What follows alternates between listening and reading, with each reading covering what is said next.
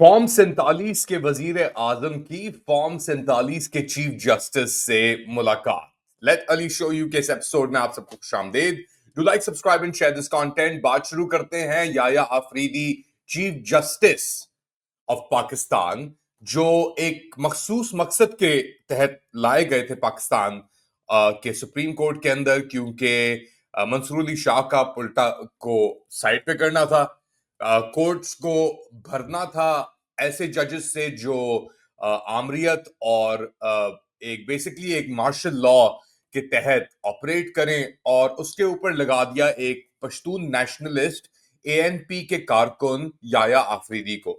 और उसके बाद याया आफरीदी ने सुप्रीम कोर्ट को एक पश्तून जिरगा बना दिया है, और इस पश्तून जिरगे के अंदर अब फिरका वारियत हो रही है, और ऐसे इकदाम लिए जा रहे हैं जो पाकिस्तान को किसी भी शेप और फॉर्म के अंदर एक रियासत के तौर पे नहीं छोड़ेंगे। जब ये प्रोसेस खत्म होगा तो पाकिस्तान का वही हाल होगा जो उन जिरगों का हुआ था 2000s के अंदर, जो मारे गए थे, तशद्दुद जिनके ऊपर किया गया था, सुसाइड और खुदकश हमले हुए थे उनके ऊपर। तो एक तरीके से पाकिस्तान सुप्रीम कोर्ट का भी वही हशर बनने के लिए बन चुका है, मेरे ख्याल से जा नहीं रहा, बन चुका है।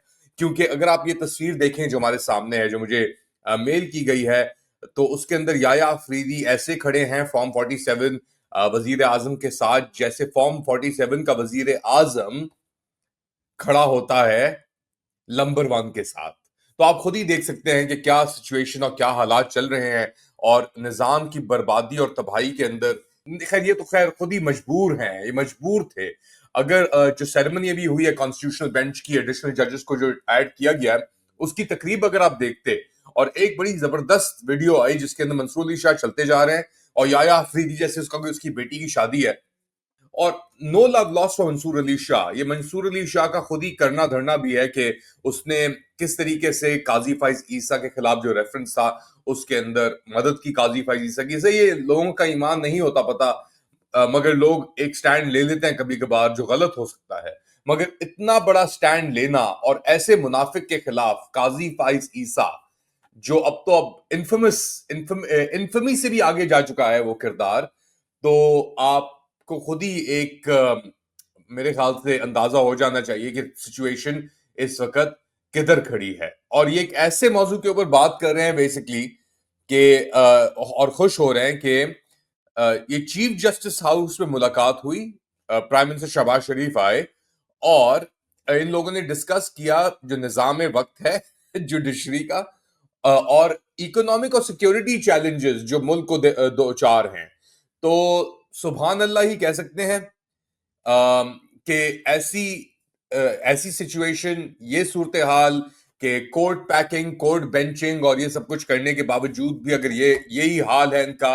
अब नवाज शरीफ साहब भी आके बोले हैं कुछ, वो भी कह रहे हैं कि जी वो दौर अब चला गया है, अब हम इजाजत नहीं देंगे तोड़ फोड़ की, हम इजाजत नहीं देंगे एहतजाज की तुम लोगों को कौन सी इजाजत है भाई, तुमसे कौन इजाजत ले रहा है?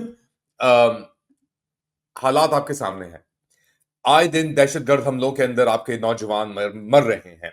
उनकी शहादत भी अब लोग कबूल करने के लिए तैयार नहीं है उस तरीके से। जज, जूरी और एग्जीक्यूशनर एक बंदा, एक सिक्योरिटी गार्ड आपका बन जाए, तो फिर तो ऐसे ही चीफ जस्टिस होंगे, ऐसे ही वजीर आजम होंगे। अगर इनको बात करनी है सिक्योरिटी की और अदलिया की और इन सब चीजों की, जस्टिस इन द कंट्री की, तो जाके उससे बात करें फिर, जिसके हाथ में डंडी है, जो ये धमकियां दे रहा है कि मैं हाथ काट दूंगा, पांव काट दूंगा, और कुरान की आयतें पढ़ के उनको जस्टिफाई कर रहा है।